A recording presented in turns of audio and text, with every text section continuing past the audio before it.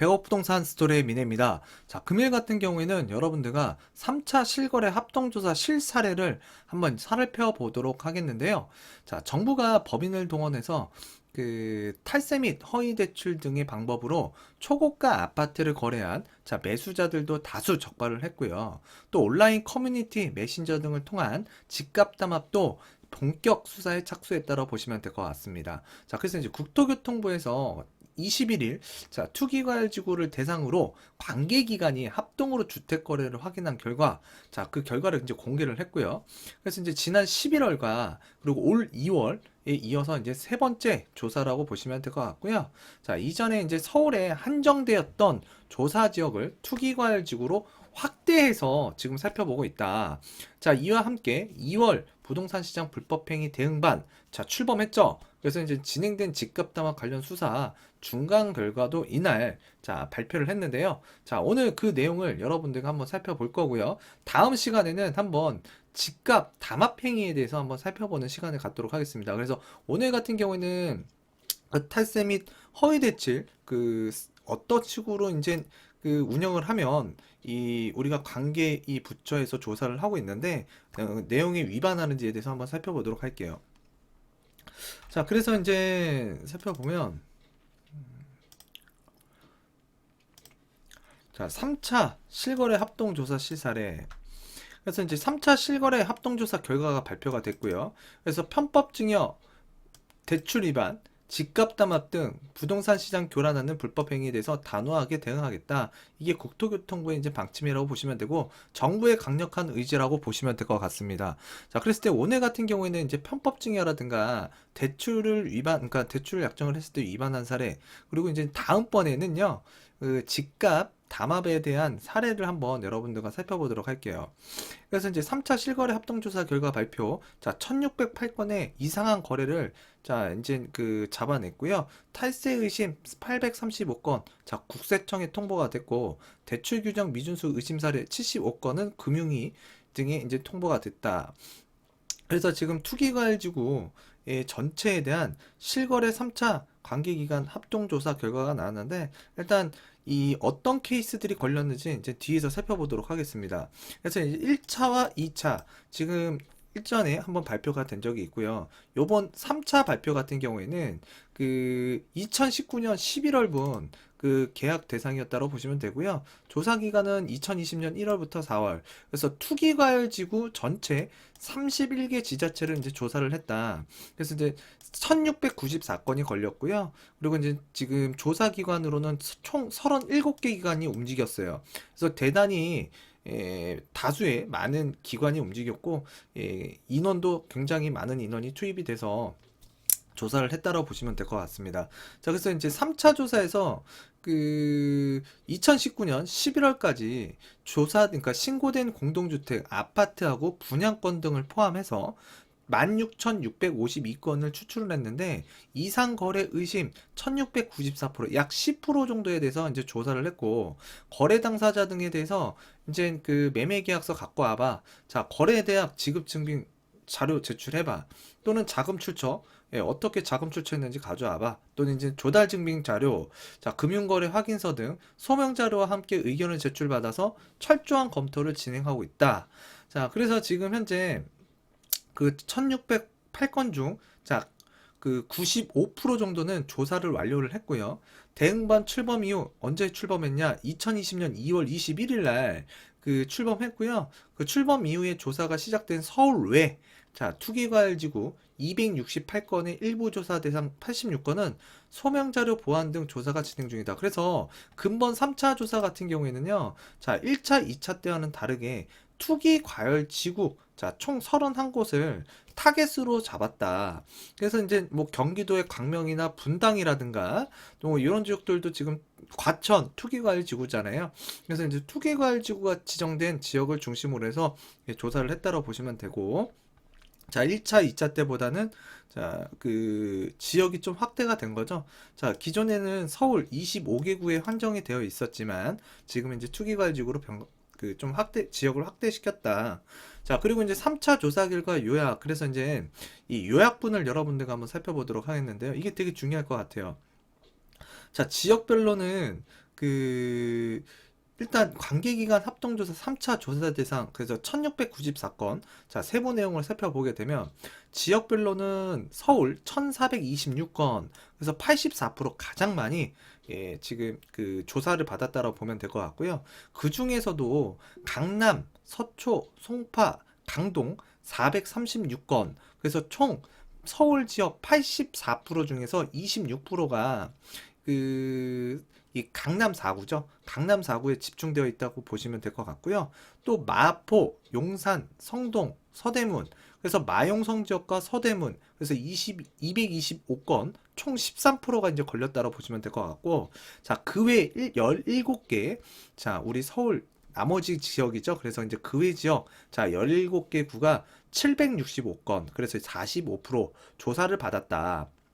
그리고 서울 외 268건 그래서 16%인데요.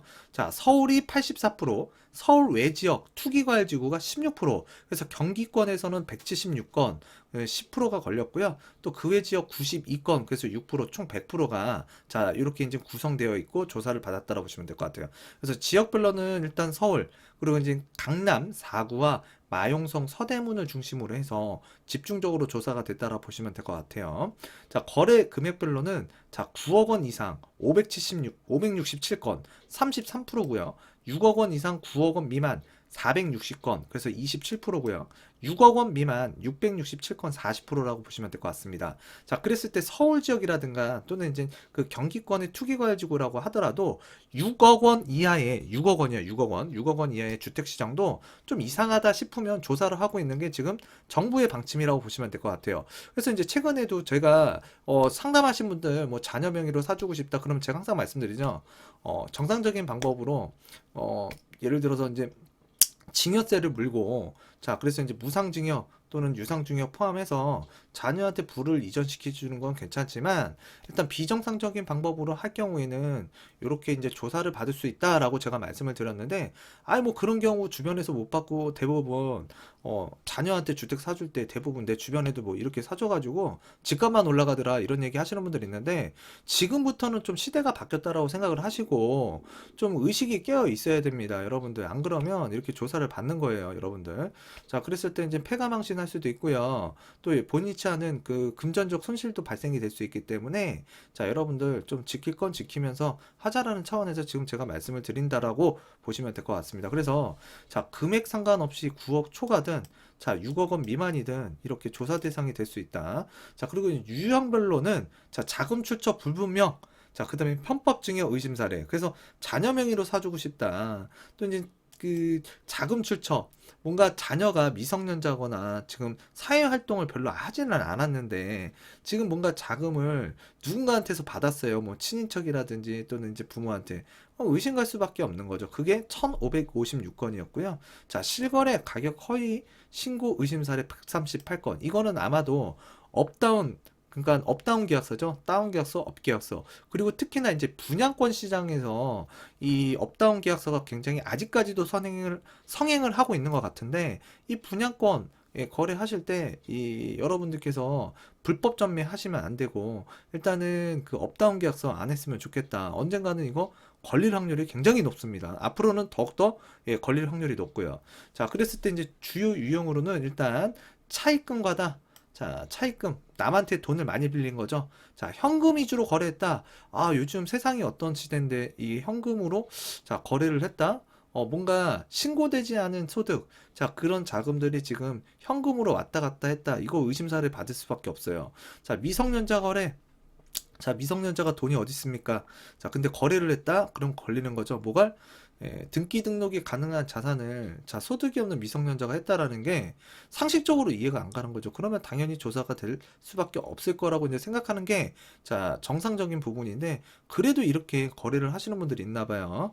자, 그리고 이제 친족 간 차입 의심 거래. 자, 친족 간에 이제 부모 형제 뭐 또는 그 자매 간에 거래를 하다가 자, 이제 뭐 적발된 사례가 있는데 잘못하면 이제 명의 신탁까지도 이제 그 좀 걸리는 사례도 있었던 것 같아요. 그래서 제가 오늘 제목 타이틀을 자, 자매 간에 부동산을 샀는데 조사를 받았다. 이런 내용으로 이제 그 제목을 제가 이제 삼으려고 하다가 굉장히 지금, 예, 이 썸네일 하는 것도 굉장히 고심스럽더라고요. 제가 이거 유튜브를 찍다 보니까. 자, 그랬을 때 지금 이 친축간의 거래도 굉장히 정부에서는 의심의 눈초리로 많이 보고 있다. 즉, 명의 신탁에 대한 부분을 굉장히 많이 들여다보는 것 같고요. 자, 예전에는 뭐 부모 형제 또는 뭐 아는 지인 이렇게 해서 이제 매매들을 많이 하셨어요. 명의를 빌려서. 자, 근데 지금은 그게 굉장히 위험한 행위고 우리가 그 명의 신탁이라는 거는 굉장히 강력한 법률안 중에 하나이기 때문에 자, 여러분들께서 만약에 그 의심 사례로 걸렸고 조사를 받았다. 그러면 여러분들 같은 경우에는 이 명의신탁이라든가 이런 것들이 형벌 또는 벌금이 굉장히 강하기 때문에 자, 이런 행위들을 지양하셨으면 좋겠어요. 그러니까 안 했으면 좋겠다라고 제가 말씀을 드리도록 하겠고요. 그래서 이제 조사가 완료된 1608건 투기과열지구 전체 중에서 국세청에 835건, 자, 금융위 행안부, 자, 점검 75건 통보됐고요. 자, 부동산 거래 신고법 위반으로 11건, 명의신탁 의심 경찰청에 통보가 됐다 2건. 그래서 이 명의신탁이라는 게 굉장히 자, 강력하기 때문에 자, 형사처벌까지도 가능하고요. 벌금도 굉장히 강력하더라. 자, 그래서 이런 부분들을 좀 유의해서 여러분들께서 안 했으면 좋겠다는 차원에서 이제 말씀을 드리겠고, 자, 이제 주요 그 기관에 통보된 사례를 한번 살펴보도록 하겠습니다. 자, 그래서 첫 번째로 단골 메뉴죠. 소득 없는 미성년자에 대한 편법증여 의심. 당연한 거 아닙니까, 이거? 자, 소득이 없는 미성년자가 등기 등록이 가능한, 그것도 억대로 등기 등록이 가능한 부동산을 취득했다. 자, 걸릴 수밖에 없겠죠. 자, 그랬을 때 이제 10대 A는 자, 부모님과 공동명의로 강남구에 약 35억 원 아파트를 구입하면서 자, 이 누구랑요? 부모하고 자녀가 공동명의로 들어간 거예요. 그래서 이제 엄마, 아빠, 자녀 이렇게 세 명이서 자, 이제 공동명의로 이제 들어간 거죠. 자, 기존에 조모와 공동명의로 소유하던 약 15억 원 주택을 매각하여 자금 조달을 했다. 자, 예전에 이 집을 지금 뭐예요? 엄마하고 아빠하고 자녀가 공동명의로 취득을 했는데 자녀 같은 경우에는 이전에 그 조모, 예, 그래서 이제 할머니하고 이 10대 자녀가 공동명의로 소유하고 있던 주택을 갖고 있었는데 이 주택을 처분해서 새로 엄마 아빠하고 35억 원짜리 강남구에 아파트를 마련했다. 그래서 자금 증빙은 이쪽에서 처분을 해가지고 마련했다. 자, 그랬을 때 이것도 상당히 의심스럽죠. 조모하고 이 매입했던 공동명의로 매입했던 이 주택도 자금 출처가 굉장히 의심스러운데 하여튼 친족 등이 자, 소득 없는 미성년자에게 기존 소유한 동부동산을 편법 증여한 것으로 의심되어 자, 국세청으로 통보가 됐다. 자, 그랬을 때 미성년자한테 자, 만약에 자산을 이전하고 싶다. 그러면 합법적인 범위 내에서 일단 여러분들께서 그 진행을 했으면 좋겠다라고 말씀을 드리도록 하겠고요. 자, 주요 통보 사례 두 번째입니다. 그래서 이것도 국세청에 통보가 됐고요. 자, 증여세 탈루 목적의 가족 간 거래예요. 그러니까 가족이라는 거는 특수한 관계이기 때문에 자, 외부에서 봤을 때에는 굉장히 의심의 눈초리로 많이 볼 수밖에 없어요. 어떤 거를요? 동거래. 자, 동거래를 했는데 등기 등록이 가능한 자산을 취득하더라. 그러면 상당히 의심스럽게 보고 있다. 자, 그랬을 때 지금 부부 관계인 자, B와 C는 시세 약 32억 원인 서초구 소재 아파트를 매수했습니다. 자, 공유 지분 남편 B가 10분의 1, 약 3억 2천만 원, 부인 C가 10분의 9, 28억 8천만 원을 보유하면서 자, 부담 금액은 남편 B가 16.3억 원을 그 다음에 부인이 약 15.7억 원을 부담하고 있다. 자, 그랬을 때 부인에게 13.1억 원을 편법 증여한 혐의로 국세청에 통보했다라고 보시면 될 것 같습니다. 자, 그래서 이제 이 뭔가 가족 간의 증여세 탈루 자, 목적이라고 보시면 될 것 같고요. 우리가 통상적으로 부부간의 증여 같은 경우에는 6억 원 선까지는 괜찮아요. 근데 6억 원이 넘어가는 선부터는 일단 부부간이라도 자, 증여세를 내야 되고 신고를 해야 된다라고 보시면 될 것 같습니다. 자, 그리고 이제 국세청 주요 통보 사례 세 번째인데요. 자, 이것도 국세청에 넘어간 거예요. 자, 법인 자금 유용을 통한 주택 매수. 그래서 법인으로 최근에 주택을 매입하시는 분들이 많다고 하는데 일단은 다른 사업을 영위하는 분이 아니고 그냥 법인일, 그러니까 쉽게 얘기해서 이 법인이라는 거는요 말 그대로 자, 개인이 취득하는 부분하고 굉장히 다른 부분이거든요. 그래서 일단 사례를 한번 살펴보게 되면 그 부부 관계인 D하고 E가 있습니다. 자, 이 부부 D하고요. E라는 사람이 있어요. 시세 38억 원짜리 강남구 소재 아파트를 매수를 했고요. 자, 아파트 매수했죠. 38억 원에. 자기 자금 18억 원, 증여 12억 원 포함됐고요. 차입금 20억, 가족 차입금 4억 포함으로 주택을 구입했다고 소명을 했습니다. 자, 그래서 거의 차입이 되게 많네요. 차입금이. 자, 이 중 17억 원이 매수대금이 그 아내의 아버지가 대표인 법인 계좌 등에서 지불된 계좌로 확인됐다. 자, 그러면 지금 이 부부가 주택을 취득하는데, 자, 아버지, 그것도 아버지 돈이 아니고 법인 회사에서 이 아파트를 매입하는데 잔금이, 자, 이 법인 계좌에서 지불이 됐다. 그러면 이거 굉장히 위험한 거죠. 법인의 자금은 함부로 써도 됩니까? 안 됩니까? 이거 상식이잖아요. 그죠? 자, 그래서 본인 소명과 계좌 내역이 다르며, 자, 법인 자금을 사적으로 이용한 혐의가 의심되어 국세청에 통보가 됐다. 자, 그렇게 되면 일단 이 부부 D와 E에 대한, 자, 세무조사도 분명히 들어갈 거고요. 자금 출처, 예, 조사도 들어갈 거고, 이 부친, 그러니까 아내의 아버지죠. 예, 아내의 아버지, 부친도 조사가 들어갈 거고, 아버지가 운영하시는 이 법인도 아마 세무조사를 맞을 것으로 보입니다. 자, 그렇기 때문에 일단 이런 방법을 통해서, 자, 주택을 매입하시는 거는 지양 안 했으면 좋겠다라고, 예, 보시면 될 것 같고요. 자, 국세청 주요 통보 사례 네 번째입니다. 자, 부부관계인 F와 E. 그래서 이제 F하고 이 G라는 사람이, 자, 시세 16억 원짜리 아파트를, 그 서초구 소재 아파트를 이제 약 12억 원에 전세를 끼고 2019년 11월에 매수를 했습니다. 자, 근데 2020년 2월 전세 계약 종료 후 매수인이 대표자로 있는 법인의 계좌에서 약 12억 원을 이체해서 임차인에게 보증금을 반환했다. 자, 부부가 매입한 아파트잖아요. 근데 여기 세입자가 있는 거예요, 세입자. 근데 이 부부 중에 이 매수인이, 자, 대표자로 있는 이 법인. 자, 자금은, 그러니까 취득은 개인이 했고요. 이 부부가 운영하는 법인에서 이 임차인의 보증금을 나중에 반환해 준 거죠. 그래서 이제 법인의 자금을 함부로 유용한 거잖아요. 자, 그래서 이제 법인 자금을 사적으로 유용한 혐의로, 자, 국세청에 통보됐다. 이런 사례도 걸린다라는 거 알아주셨으면 좋겠고요. 자, 그다음에 이제 주요 금융위 행안부 금감원 점검 사례. 그래서 이 법인 사업자 대출 용도 외에 유용 등의 의심.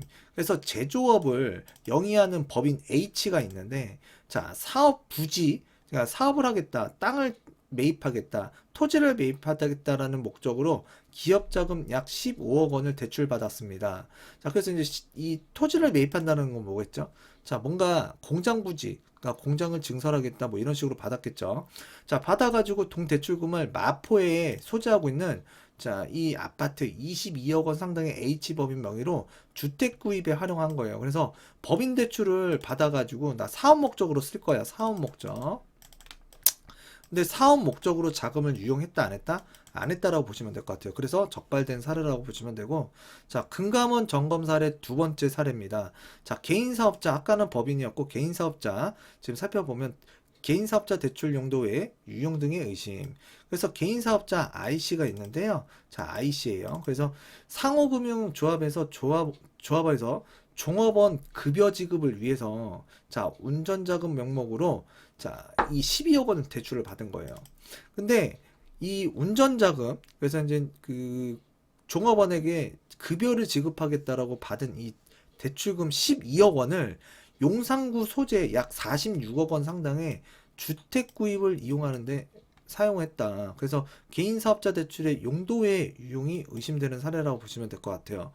그래서 직원 월급을 줘야지 왜 용산에 있는 아파트, 그러니까 빌라를, 아니, 그 주택을 구입했는지 모르겠지만, 일단 전혀 앞뒤가 맞지 않은 상식 밖의 행동을 하는 사람들이 되게 많더라.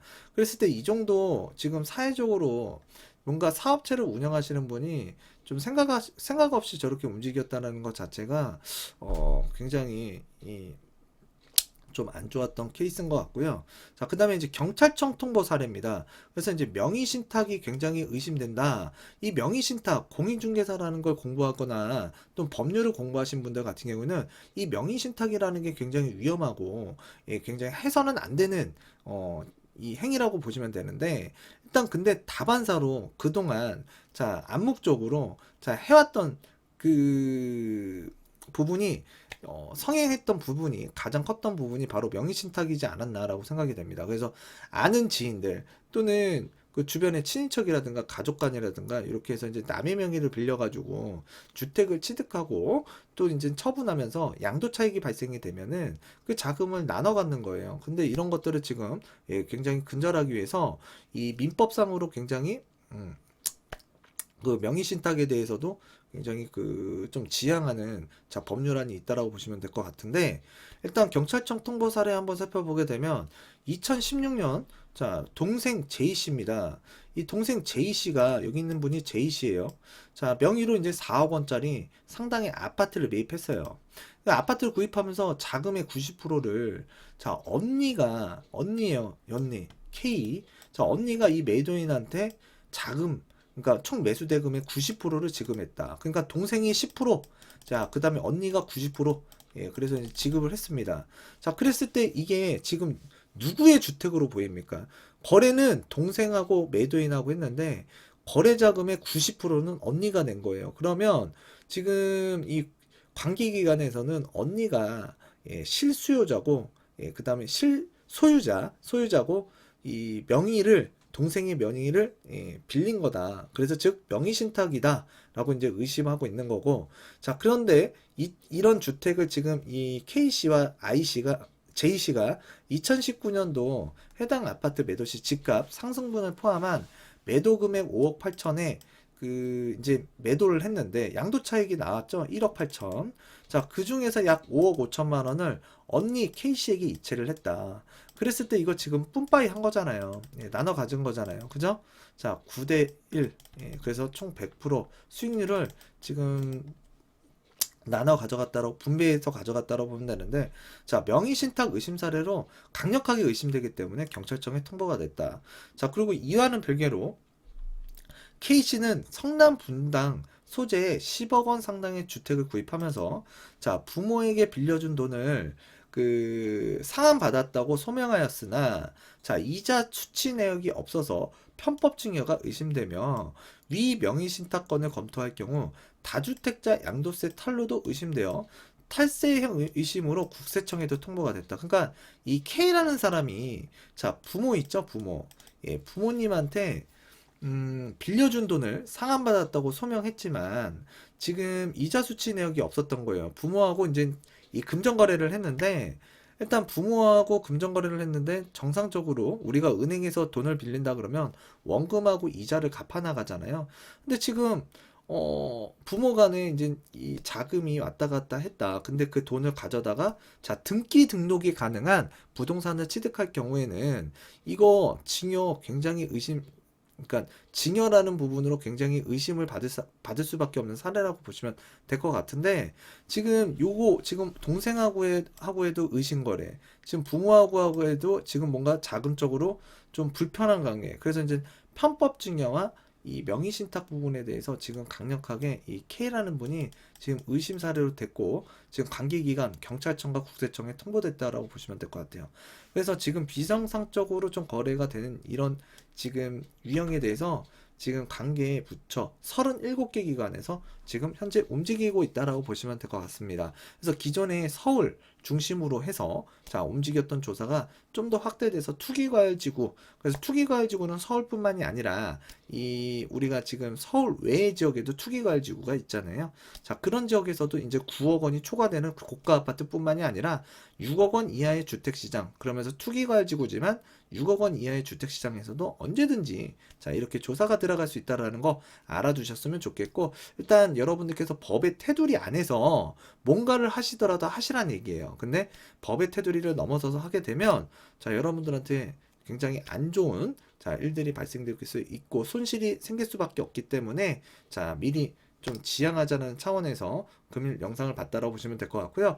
다음 시간엔 언젠가 이제 뭐 다음 시간이 될지 아니면 다다음 시간이 될지 모르겠는데, 집값 담합에 대해서 지금 조사가 한참 이루어지고 있는데 중간 발표가 됐거든요. 그 사례에 대해서도 한번 여러분들과 살펴봤으면 좋겠고, 굉장히 지금 아파트 단지 커뮤니티라든가 또 이런 그 부분에 대해서도 여러분들이 활동할 때 좀 조심스럽게 이제 활동해야 되는 부분들이 있는 것 같아요. 몰라서 예, 여러분들께서 그러는 게 아니고요. 일단은 기관에서 나오는 자료들은 일단 살펴보는 게 굉장히 좋더라고요. 그래서 여러분들과 이제 기관에서 나온 자료를 위주로 예, 종종 살펴보는 100억 부동산 스토리의 미래가 되도록 하겠습니다. 감사합니다.